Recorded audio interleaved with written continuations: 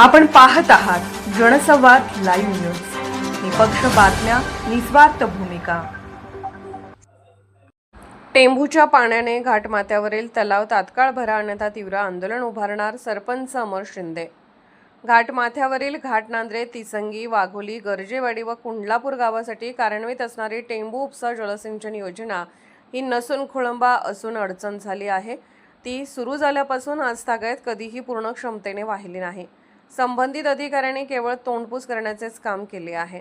आज संपूर्ण घाटमाथा हा प्रकार दुष्काळात तोंड देत आहे.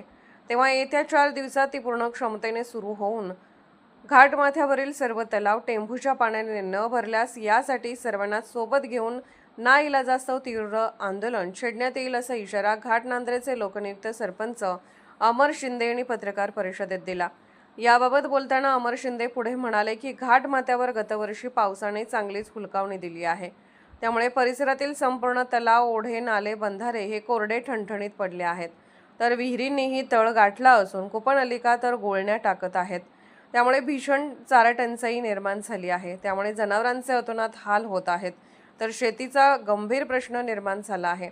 सध्या द्राक्ष बागांची खरड छाटणी होऊन आता बागेला फुटी कोंब फुटत असून त्यासाठी पाण्याची नितांत गरज असते. पाणीच उपलब्ध नसल्याने कमकुवत शेतकरी बागा सोडून देत आहेत, तर साधारण शेतकरी हे सध्या बागेला टँकरने पाणी देत आहेत.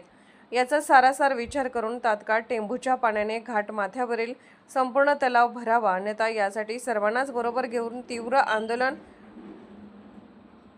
करण्याचा इशारा यांनी दिला. यावेळी उपसरपंच सागर शिंदे, माजी उपसरपंच सुनील कांबळे, दिलीप शिंदे, कुलदीप शिंदे, बाळासाहेब शिंदे सह ग्रामस्थ उपस्थित होते.